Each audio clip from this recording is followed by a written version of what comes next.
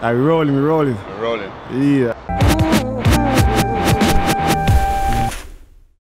Man like SaRa, Garvey, what going on, G? Peace, family, peace. We're doing a different one today. Yeah. You get me on the roadside, in an undisclosed location. On a serious note though. So feeling the people them.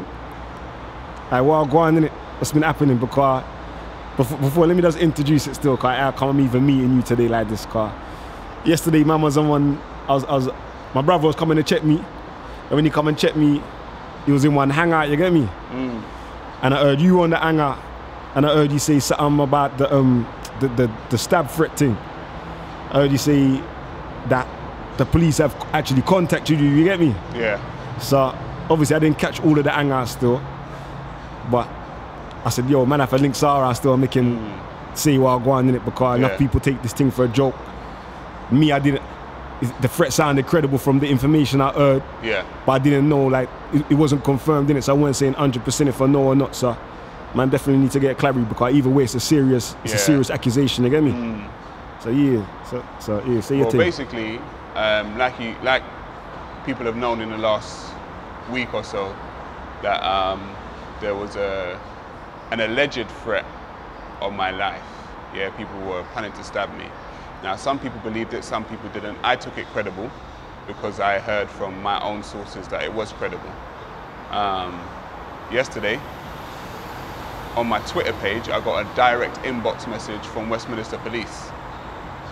You guys saw it on the screenshot. I asked them, they said for me to contact them. I asked them if this is legitimate, because, you know, people have got all kinds of Twitter pages out there and they could just be like, you know, a dud Twitter page. But I went to the page and it was a legitimate Twitter page from the Westminster Police. And they told me to call them. And so I called them and called their DC.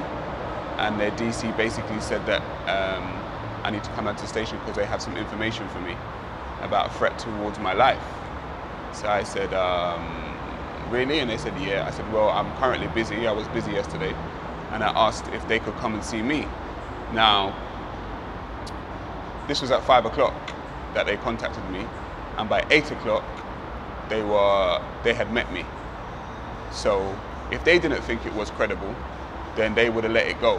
However, they took it upon themselves to either get me down to the station or meet me so they could serve me a notice to say that they've actually informed me that they have information that there's a credible threat to do me harm. So where the information come from? Did they say? You're gonna see, because I'm gonna play the interview, because I did record the interview, because I don't trust anyone, so I record things. Most definitely. So the fact that I knew the police were coming, I was like, let me audio record this conversation. So I record the conversation, and during the conversation, you'll see they don't give up much information, because they say they can't basically give up their sources. Their sources, basically. I would assume that it was an informant that they had, that had you know, told them that they had heard some stuff that is going to be done to me. I would assume that. However, you know, the fact that they came and the information that they had, and they saw it fit to come and speak to me and serve me this notice, says to me that it was a very credible and serious threat. Yeah. So that's the first. How did you first hear about it? What, the threat in the beginning? Yeah. I got a phone call from a trusted person who informed me that this is what some people were planning, right? So when I heard that, I said, okay, cool. If we can trace it back to the original source, we traced it back and we found that the threat was credible. The threat was credible. And so, yeah, that's when I said to myself, okay, well, I've now got to take a defensive position. People say what they like about me online, and you know that as well. However, for your life to be threatened for criticizing a religious figure, to me, in a country that those laws don't apply, doesn't make any sense to me, because now it seems like people are trying to enforce their own law in a country that already has laws. And I said this in a video that I made. If everybody wanted to enforce their own law in a country that already has laws, you're just going to get mob mentality on the streets. You're going to have this faction on the street, that faction on the street, and everyone's got their own law amongst their own clan or their own gang, and everyone's trying to enforce the law. So if everyone says, oh no, he violated because we have this law, and they say, no, they violated because we got this law, you're just going to get mayhem in the streets. And so for me, you know, you can't enforce no rules and regulations in a country that already has rules and regulations for me. I said, see that Titans TV thing what man done the other day? The live stream thing. Oh, okay. Now where I was in it and you jumped in it as well after. Obviously, there's people that saying, not saying that the threat's not real, but like putting it out there that it might not even be a real thing. What do you feel? And as I said in the thing, based upon the information that I heard and that I witnessed up until that point, I took it serious. You get me? Yeah. I'm not saying this. I didn't say it's 100%. Cause obviously, man don't know it. Like unless you're the one who's actually there when man saying, I want to stab SaRa, man don't know it. So, based upon all the information I seen, I took it serious, innit? As serious as I can. But what do you feel? I don't know if you even thought about it. I feel like people downplayed it. Yeah, I feel like they downplayed it for a particular reason, because they didn't want their religion to look bad.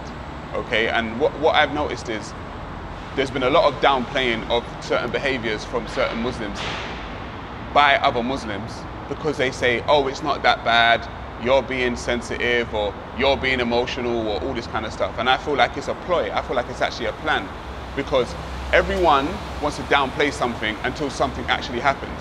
You see, I take things seriously when I hear them. And I said this to people, I don't send for anyone. I've said this on so many occasions. I'm not going to send for anyone because I don't know what the comeback's going to be.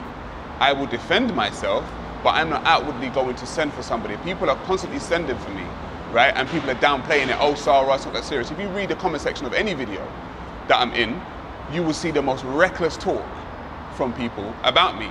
They want to do this to me, this should be done to me, they're going to stab me up, I should get shot, I should get this done to me, all of this kind of stuff. And I take that stuff seriously. People say, oh, of course there are online trolls.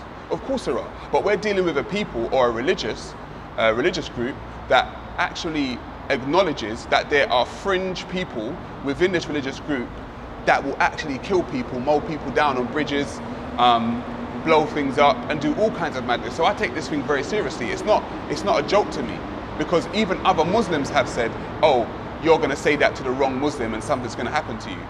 And what that is for me is acknowledging that they know that there are mad people in their religion that will just do things that are just crazy. And I said this before, I don't know Christians that will say that to me. Christians won't say to me, oh, watch what you say about Jesus, because there are some crazy Christians out there that might stab you for Jesus. I don't know any Hindus out there that will say the same thing about their religion. I don't know any Sikhs that will say the same thing about their religion. I don't know any people that practice African spiritual systems that will say, you know what, watch what you say about Ogun, because man will stab you for Ogun, you know. It's like, what? What are you talking about? So to me, it shows that these people in this religion know that their religion is violent, or parts of their religion is violent, and to downplay it only does your religion a disservice for me, because you know that there's parts of religion that's crazy. Just let people know. You see that you've made that acknowledgement within yourself that there are people like that who are willing to do things like that. What do you feel should be your responsibility knowing that? Do you feel like you shouldn't say certain things regardless of if it's true or not, because that might be the comeback? Or do you feel like it's you should be able to say anything you want, knowing that there's a set of madmen that might kill down? I forget who said it, but I know it's a saying. They said the only way evil and discontent can prosper in a society is for good people to keep quiet. It's the only way for it to flourish, right? So if evil and discontentment and all kinds of madnesses are happening in the society and everybody stays silent, then it will continue to happen. right? And so if I speak out about it, obviously there could be a comeback, but someone's got to speak about it. Otherwise, we're running around not saying stuff that we all know is happening. Why are we gonna act like these things aren't happening? What, because we're scared of people? So then we're living under tyranny, right? We're living under a dictatorship. We're living under fear. We're living under being constantly scared of not saying the right thing, you see? Not the wrong thing. We're trying to say the right thing, the thing that's better for the society. You're telling me, oh, don't say it. Well, but then what's society gonna be like? We're gonna be living in a society that's just all about fear and allowing fear to exist and allowing people to do the wrong thing and not saying anything. So that's my response to that. Yeah. Even that then, obviously, I don't know, you saw the thing with Respect the other day that man done. He was a bit critical of you as well. I wouldn't say in a bad way. Like, obviously, he highlighted he said that everything he said on the thing he's already said to you, innit? Or along the lines. I don't know if word for word, but along the lines. No, yes. So, in terms of, and I heard a Muslim saying this as well, like they ain't necessarily got a problem with what you're saying, it's how you're saying it. Like as if you know that you're deliberately packaging it in a way that you think is gonna get like a negative reaction from them. You know what I'm saying? Like it's not, you don't really want them to just hear the information and consider it. You want them to hear it and be offended by it. I don't buy it, and I'll tell you why I don't buy it. Myself. Now I'm saying, is that your intention or not? No, but that's what they say. They say, oh, they've heard that say that. They say, oh, if you didn't say it the way you said it, then maybe you wouldn't get the reaction that you get. So I said, I don't buy it, and I'll tell you why I don't buy it. I've been going to Speaker's Corner for 3 years, right? Gary, you know Gary. Gary's the most jovial, jokey guy in a debate. He will debate Islam, right? But he's jokey and jovial with it, right? Before they said SaRa is aggressive or SaRa is violent or is disrespectful in these stuff, in the way he debates Islam. And to tell the truth, it only started about 6 months ago when I started mentioning Muhammad and Aisha's relationship, the 50-year-old man and the 6-year-old girl. That's when it really started escalating, right? Before that, I had been respectful. I had been normal. I had just debated Islam on a scholarly level, because people say, oh, if you debate on a scholarly level, then people won't act like this, right? So Gary, myself, and AR23 all got videos made about them. This was before we were disrespectful, yeah? They painted our faces on other people and had us dancing with one another and all this kind of nonsense. So even when we were respectful, yeah, they still done stuff. But when people condemning those people for doing those type of videos, were they condemning them? No, they were laughing with it. They were laughing. The videos and the channels are still up to date. And this has been over like a year. And I tell you why I don't buy it. There's a woman by the name of Ayan Ursi Ali. She's a Somalian woman, right? She used to be part of the parliament in Holland, and she's now an ex-Muslim. And she debates Islam on a purely scholarly level. She's not aggressive, yeah? She's not belligerent, she's not disrespectful. She debates it purely on a scholarly level. She gets death threats on a regular basis. So you can have Gary being jovial, you can have me doing what I do, yeah? You can have AR23 doing what he does, you can have a woman who is scholarly, yeah, debating Islam on a scholarly level. For me, it doesn't matter the way you say it. They don't like you talking about their religion. And it doesn't matter whether you do it in a way that they like or in a way that they don't like. You will always get people trying to threaten you or mock you or do things that try and take you out of your own character for you to do something else. So that's why I said I don't buy it. I really don't buy it. They just don't, as far as I can see, they just don't want you speaking about their religion. And I've said this before, sorry, I don't want to cut you and go on a monologue. I said this before in my saying specific. I did not bring Islam to the table. Muslims at Speaker's Corner, remember we're in a park where there's people there giving what they call dawah. They're telling people their religion is the best thing. They're not saying it's the best thing for them. They're saying it's the best thing for the whole of mankind. I am part of mankind, yeah, or humankind, yeah. You guys have said to me and you that you got the most perfect thing on the world. I took it, I analyzed it, and I said, no, that doesn't make sense, that looks weird, that is a bit odd to me, please take that back, I don't want it. And then by me saying that, you got offended. And my thing is, you can't put yourself out there to be critiqued and then act crazy when you get critiqued. Because like I said, with my spiritual system, no one knows about it. I don't tell people about it, because if I'm not mature enough to take a critique about it, I will just keep it to myself. I will keep it to myself. And the thing is, with my spiritual system, I'm not telling anyone that it's for them. I'm not telling anybody they must have it. I'm not telling you that it's a perfect one for humanity. I'm just saying this is what I do. And you lot can talk, and they have. They've spoken the most nonsense about me and my spiritual system. Your ancestors this, your stupid ancestors, your this, that. They've been violent, they've been mockery. They've said stuff, they said stuff about my children, they said stuff about all kinds of stuff. And I've never said, you know what, let me plot, plan, scheme to try and kill the people, yeah, that have said this about my religion. Do you know why? Because I'm gonna do what I want to do regardless of what you say, because I'm secure and mature enough to just do what I do. But it seems that these people are not secure and mature enough to just do what they do. They feel the need to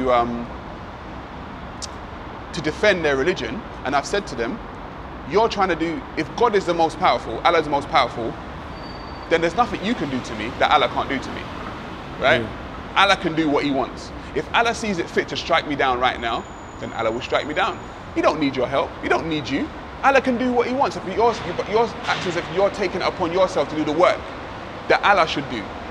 Allah can do what he wants. So let Allah deal with me. You guys don't need to deal with me, let Allah deal with me. I see. So how you've had to, since this death threat thing, how's your life personally changed? Well, I've had to make certain changes. I've had to move away from certain places. I've had to watch where I go. I've had to, you know, keep my family closer than normal, I guess. So there have been slight changes, but like I said, I'm working with the police now. So the bottom line is the police know where I am at certain times, and I give them information and they give me information. So that's the way I work it right now. And I heard this thing about, I was in that same Google Hangouts that you were in, I heard Ahmed, the Somalian guy, say, oh, but you're an informant. And I said, hang on a minute, I'm a civilian. You know, I don't claim to be part of a gang. I don't claim to be part of a clique. Any kind of snitching rules do not apply to me. I'm not snitching on no one. I'm defending myself, and I'm trying to keep my life. So I don't care what people say, oh, you're working with the police. Listen, the reason I don't trust police as much as most people trust the police, which is why I recorded the conversation. I know how the police can be, so I recorded it. But people say I'm a snitch. Listen, I'm trying to defend I'm trying to keep my life and keep my family safe. I will snitch on any single one of you. I really don't care, to keep my life and to keep my family safe. There's no amount of, oh, you're a snitch, that's going to stop me from doing that. So I'm just letting people know that.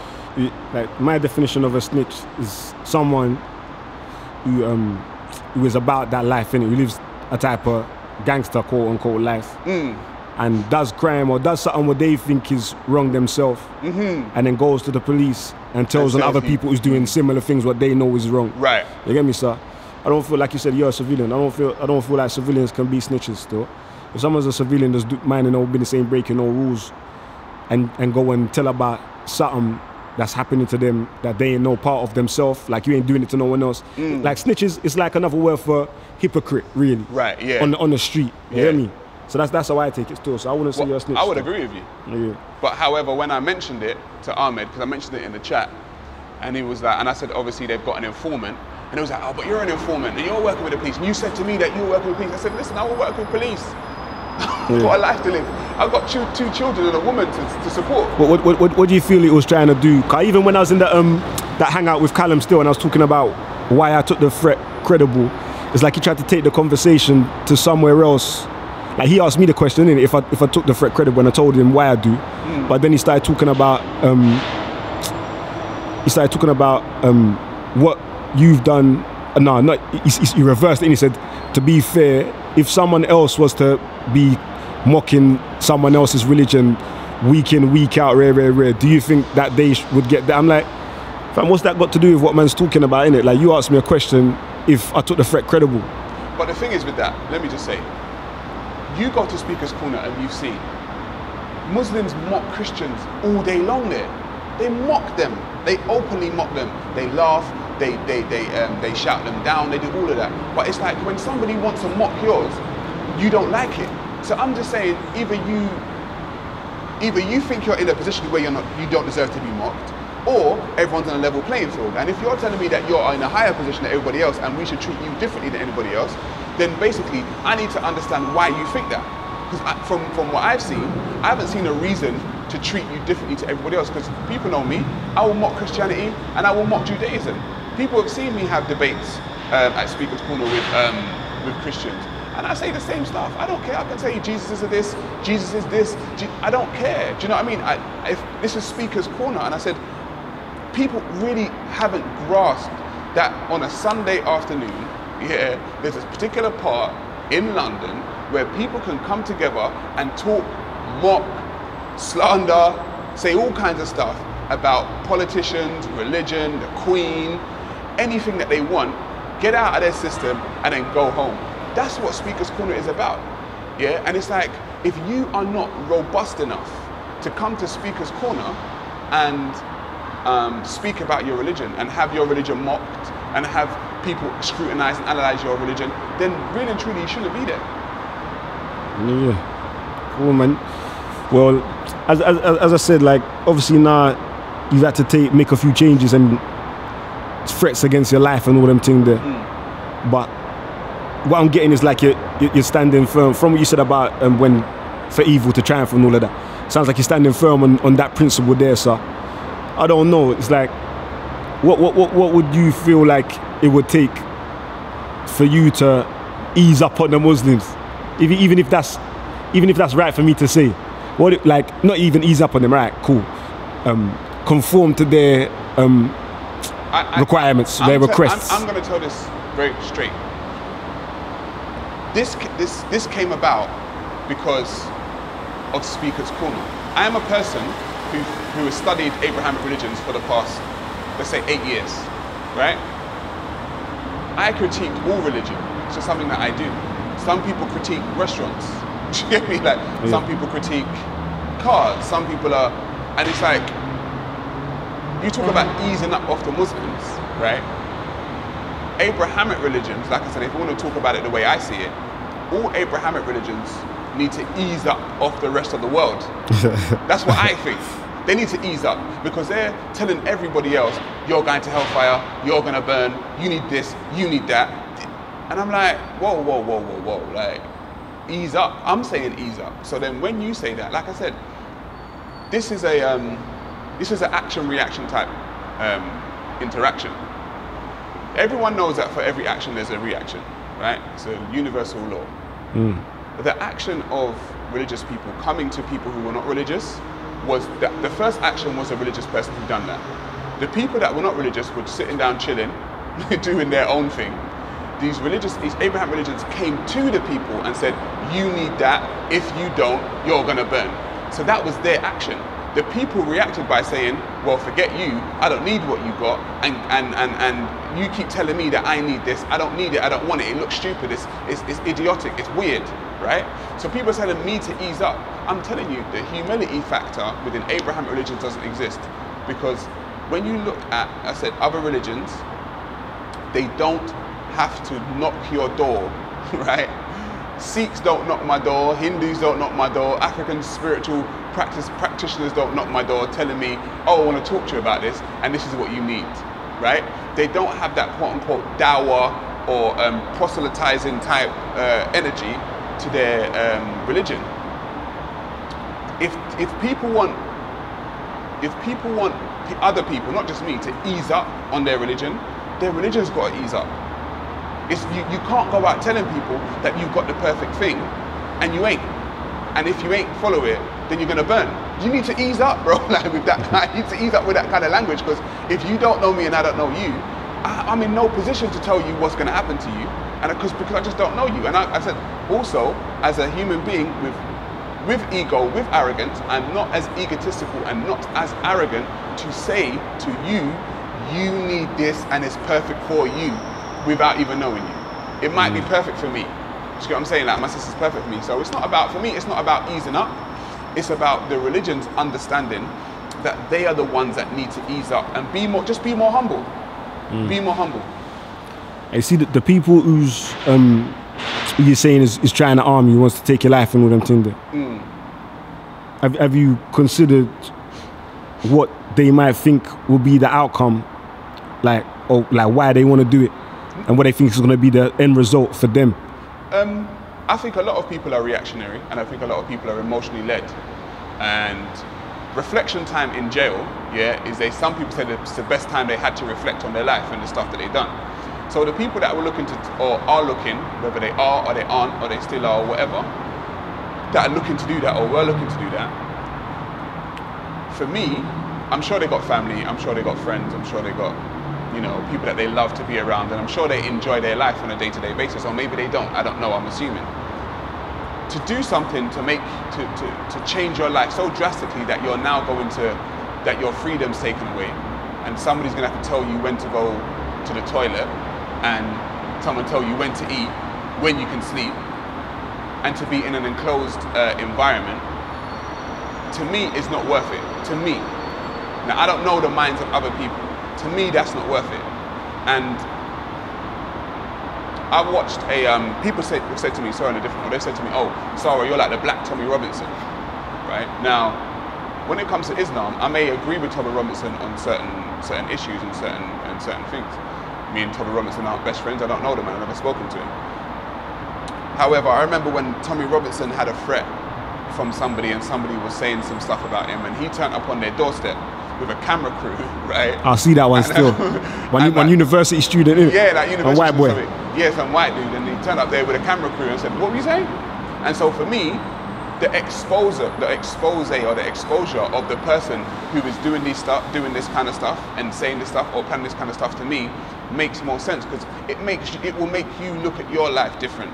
Because I'm sure that that guy who he turned up on his door was not expecting it, and he was like, oh, and he's like, yeah, well, say what you're saying now. Like, what is it? What's your motivation for doing this kind of stuff? And I'm saying, obviously I can't go with a camera crew, and I don't know who it is and turn up at people's house, but I'm saying people need to be exposed, as in the stuff that they're doing and the stuff that they're planning. Yeah. And so for me, that's what I would like to happen. I want the people who are thinking about this stuff to really kind of think about what they're doing, like, realistically. Like, cool, man. So you want to listen to the tape now, yeah? Yeah, we're going to listen to the conversation that I had with the police now, because, like I said, I don't want people telling me, you're lying, you're exaggerating. So I recorded the conversation, and we're going to go and listen to it in the car now. But even that though, man can say that you made up. You paid to your actor friends to pretend that they're police and make up the thing. That's what I'm saying. I'm like, what do you feel it will take? Win, bro. What do you feel it will take? What do you feel it will take to be unreasonable doubt to convince rational people? I ain't even saying to people that no matter anything that they won't accept it. Just like. Well, like I said, I've got the information, the screenshot from the Westminster Police. Okay. The numbers there, which is real. It's in my. What you mean the Twitter thing? Yeah, the Twitter thing. Yeah, the Photoshop. It's Photoshop. Photoshop, yeah. You lot can ring the number if you want and see if it's a real number. Yeah. Do you know what I mean? And all that kind of stuff. But obviously, parts of the conversation, because it's a police conversation, are going to have to be like blanked out and cut. However, you're going to hear certain things. You're going to hear certain things. Well, have you even wrapped it up with the police saying if you are even allowed to play back the thing? No. No. No, because I just said, when it comes to police, I trust police as much as most people trust police. I don't trust them. Yeah. And I don't think they've always got people's best interests at heart. So when I recorded them for my own safety, first of all, because, you know, I'm a black male and these police coming for me. So. But what you saying, like even playing it back though, ain't that like slightly exposing their identity? Well, I'm not gonna have like their names on there. Yeah. You know, we can block out the names on there. Yeah. Right, and we can chop up certain things. But what I want is that I want people to hear the conversation between myself and the police, and whether this was a credible threat, and whether they think it was a credible threat. Okay. So you know, man, can we do that, man? Can we do that? Alright, we cutting right now. We cutting. Yeah. I'll be in the car now. We're gonna run the thing still. You run it for me, let's hear the thing in it. Alright, let's hear it. Yeah, sorry, it's been searched to sort of caught you on your beautiful evening. It's fine. We need to get these 1, 2 things.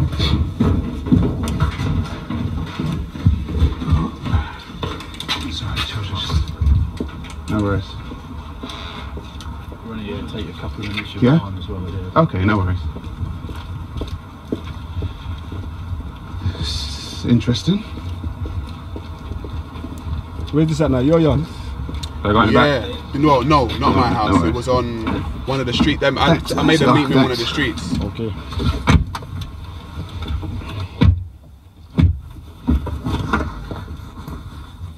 Right. I'm DC DS. Okay. So we're all from the Metropolitan Police Service. Okay. Yeah.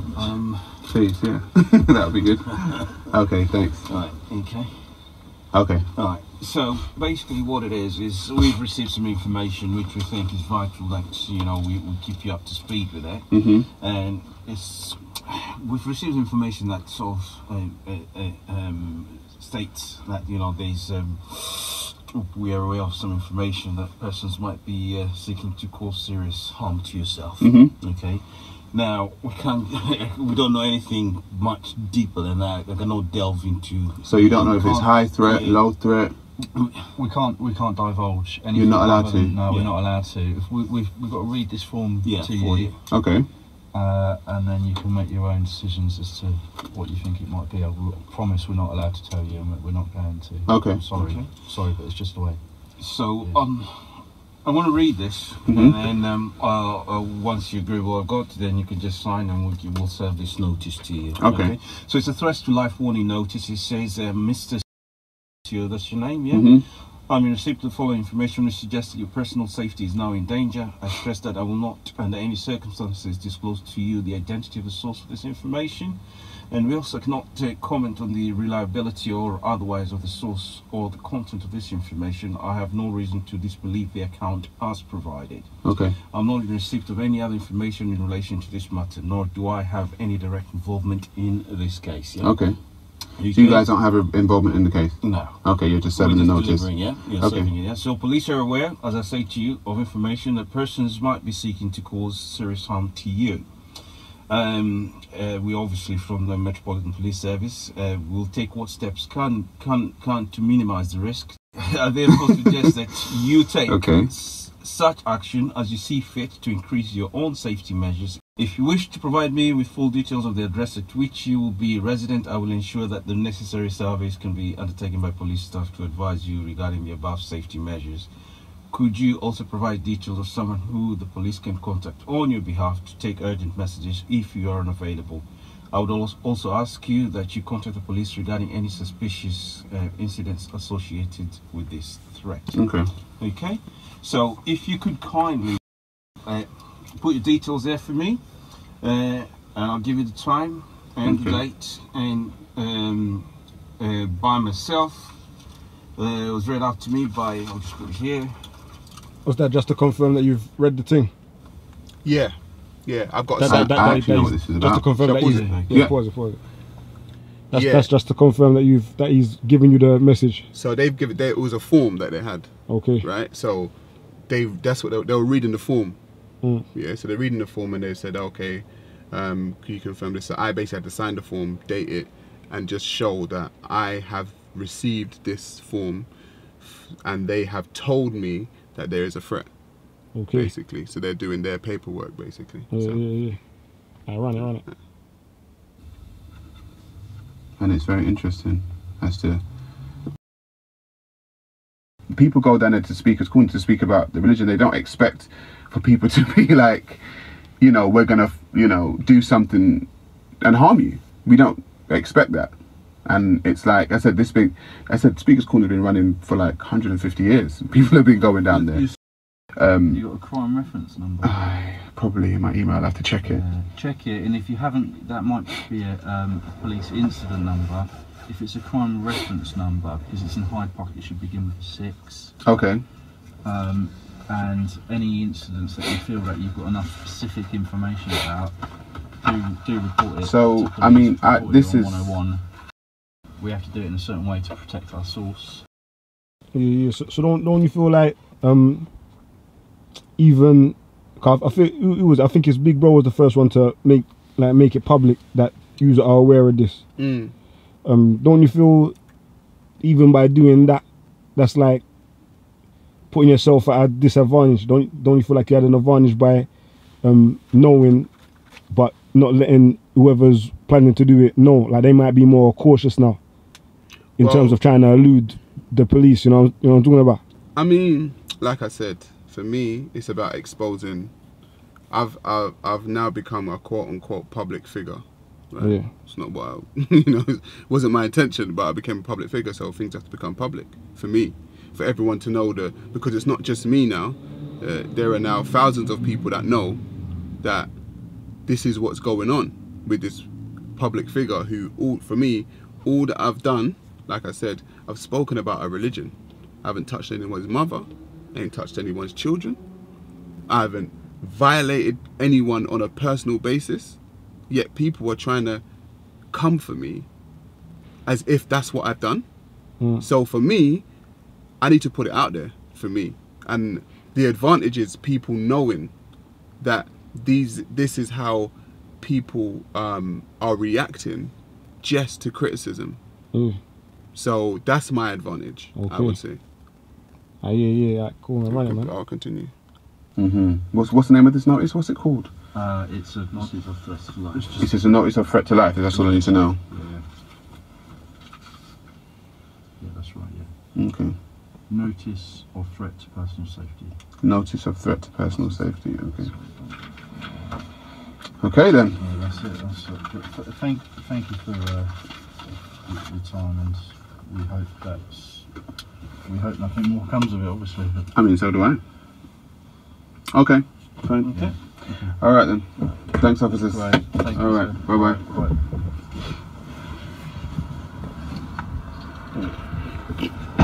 That's the thing done.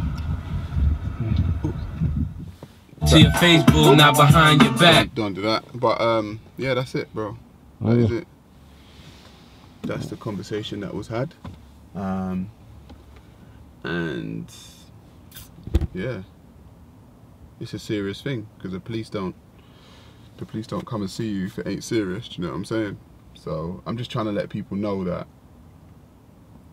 these people are trying to threaten somebody's life over a religion, bro. Like, to me, that's the most random and odd thing. Like, we live in times where there's real stuff going on the street, like on the road. People are dying over drugs, people are dying over gangs, people are dying over post-Cold Wars and all this kind of stuff. For me, like, someone trying to go for someone because of a religion is the most random, odd thing for me, bro. Like, I've got family sitting down in jail because of post-Cold stuff, because of this gang didn't want to done something to that gang, and it continuous. And I'm thinking to myself, to me, that's even stupid. Do you get what I'm saying? Like, gang warfare to me is stupid. But for people to start coming at people because they criticized a religion, like, that is just crazy to me, bro. Because now I've got my family calling me from jail. Do you get what I'm saying? Because they've watched videos. Do you get what I'm saying? And they're like, what's going on? And I'm like, listen, bro, like, over religion, you know. And they're like, I've still got to calm people down on my side. Do you get what I'm saying? Like, I've got to calm people down on my side because people watch my videos and they watch what's going on. And there are people calling me daily, like, what is going on? Like, what is it? Do you know what I mean? Like, what do we need to put in some kind of work? Or, do you know what I mean? Like, I've got people calling me like that. And it's like, no, I'm trying to calm everything down. I'm like, no, it's not that serious. But now they know this. It's like, I don't know, bro. Do you get what I'm saying? Like, no one wants a back and forth with, you know, people losing blood. Do you know what I mean? No one wants that, generally. And I think honestly, people that have been through war, or people that have experienced real like murders and stabbings and all this kind of stuff, they realize what it does, and they're like, and they know that's the last resort. Do you get me? Like, that's the last resort to take it to that level. Sometimes it's like, for people to just be so flippant about trying to do something, like I said, over a religious figure, and they don't even know me personally. I don't know them. I don't know their family. If I violated somebody's family, I could understand. But it's like, over religion, to me, that's crazy. Mad thing. So you saying anything else you want to say to the camera? Some general? No, I just want people to realize that this is a serious thing. I want people to realize that obviously this is a thing where people will be doing it in the name of Islam, right? And I want people to also understand that when people say this is the religion of peace, to me, I've said this before on camera, I'm not seeing peace from this religion right now, bro. Like, I'm just not seeing it. So it comes to a point where we're either going to call a spade, or we're going to sit down and act like this stuff ain't really going on. So that's what I've really got to say about that. One thing comes to mind still, what Raspek said one about Marcus Garvey. What is it? It's like, I don't know, would you say all Muslims are guilty of this type of thinking? I'd say most Muslims, right, when half of the Muslims I speak to, most of them, when I bring certain verses from the Hadith or something like that, like, they have absolutely no idea that this kind of stuff exists in the religion, right? And so I would say most Muslims don't even know their actual religion, the ins and outs of it. I'd say Islam has these things in it, because the what they call the Quran and the Hadith are part of Islam. Okay. Do you get me? Islam has this kind of stuff in it. Most Muslims don't even know half of the stuff that's in the Hadiths. They don't study Hadith. They don't study the life of the Prophet Muhammad.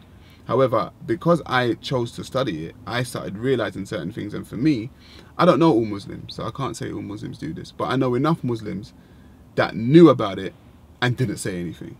Do you get what I'm saying? I know enough Muslims that allow these things to happen. I know enough Muslims that are online that are speaking as if it's okay to do something physical to someone for speaking about a religion. And so if that is the case, like I said, it seems to be the only religion that I can see to date in modern times that allows its followers to get away with such gangsterism behavior, like such bad man, road man behavior. Like I said, Christians don't hear me say stuff and another Christian says, oh, I want to stab up SaRa, and they're like, yeah, he deserves it. Like, what? Like, Christians don't talk like that. I deserve to get stabbed for talking about Jesus? No. And what you saying, that mentality there is embedded in Islam mentality itself? I've seen it, bro. And the thing is, I know you've seen it. You've seen it all over your pages. You've seen it all over videos on YouTube. It seems to be the only religion where people actively champion violence against people who critique it or speak out against it. It's the only religion that does it. And I'm saying, if this is the only religion that does it and everybody else can see it, then obviously there's an elephant in the room that people aren't speaking about. And I'm saying, it needs to be spoken about. Why is this the only religion where the followers can champion this kind of behavior and it gets likes and it gets retweeted and it gets, you know, people saying, yeah, I believe that too. But then when something bad happens, everyone comes out and says, no, it's not a real Muslim that done it. It's a person. No, they got it wrong. They interpreted that bit wrong. They're not from the religion. Our religion is peaceful. And I'm like, well, you know what? I said, I don't see peace going on. I see a lot of people championing this violence online. And I'm saying, you can say it's a small portion. Cool, that's fine. But what I don't see is people that are Muslim condemning it. So what about obviously your uncle recently turned Muslim as well, you hear me? Yeah, he did, yeah. So do you have these type of discussions with him? Yeah, I do actually. As it go, how have you I'm gonna reconciled with the fact? Mine and my saying private. Yeah, they're gonna say private because me and my uncle are family, right? And I'm all about family first, so I'm gonna keep that one private. However, let's just say he's very vocal, and because he's still got his stuff that he's going through. Because what I'm taking from you is if it's like a systemic thing within the religion itself, where you're not necessarily saying all Muslims think this way, but once they become ingrained in Islam, it's inevitable that down the line they're gonna say it's okay for somebody to be because if you want to look at, bro, we can go into the Sharia law, right? And I've stood at Speaker's Corner and I've said to Muslims, do you believe that somebody that speaks out or critiques a prophet or quote unquote what they will call slander the prophet, right, deserves punishment? And they also, yeah. And I thought I was looking at mild-mannered people, like people that were And I'm like, what do you mean? Like, a religious figure, you think people should be punished for speaking about a religious figure? They're like, yeah. I can't wrap my brain around that, me personally. And that's why I said to people, if that's what you think, you're in the absolute wrong country. You're in the wrong country. Because that's not how people of this country run their politics. Because what I've said is that religion and politics is kept separate. That's why they have the separation of what they call church and state, right? In quote unquote Western countries. Because they realize that you can't implement the religion and the politics together. They have to stay separate, right? But what I've noticed with Islam is that Islam is politics. Like, the religion is politics. Like, it's ingrained. So they say, oh, this country is run by Muslim or Islamic law. So the law of the country is religious. It is political. Whereas they will say, you know what, all right, maybe they did say stone people to death in the Old Testament of the Bible, but no, we're going to run our society like this if this and this happens. So they've separated their church and state. They've separated their religion and their politics. What I've noticed is that Islam encompasses both the religion and the politics together, and it's the same thing. And so your laws of your country, Muslim countries, are run by the laws of the book. And I'm just like, that's crazy to me. And I'm saying, you're allowed to do that, 100%. If that's the way you run your country, cool. But I'm just saying, this ain't the country that runs it that way. Do you get what I'm saying? Like, this ain't the country that does it. So maybe you need to go to a country that you would like things to be run that way. There are many of them. There are very oil-rich Arab countries which are very wealthy. Do you know what I mean? Like, and it is nice over there. It's not like, oh, it's a dump in Saudi Arabia and it's a dump in Qatar and it's a dump in Dubai. No, these are very wealthy countries that you could go to and be around your Muslim brethren and have the law implemented the way you think the law should be implemented. But people are here. They're here wanting that same law over here and trying to implement it themselves. And like I said, you just have gang warfare, bro. Just have gang warfare. So I'm not saying it's all Muslims. I'm saying it's systematic within Islam that somebody that critiques something that you don't like about the religion must be punished somehow. So to me, that is just, it's a very foreign ideology to me.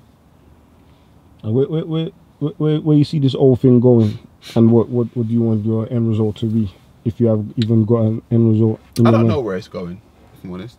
And I don't know where it's gonna, I don't know where it's going. I don't know where it's gonna lead. I know that my thing is safety for myself and my family first. That's all I know. And what do I want? I say at the beginning of every video that I make, peace, family, peace. That's what I want. I want peace, family, peace, right? But there can be no peace with people that aren't peaceful, I've noticed, because I said, I know my version of peace, what my version of peace is. I can critique you and we can still walk away and say, boy, we agree to disagree, innit? You might think I'm an idiot, I might think you're an idiot. But, all right, go back and do your life and I'll go back and do mine, right? That to me is peace. We don't have to agree on everything. I can think you're an absolute fool a lot. You can think I'm an absolute fool.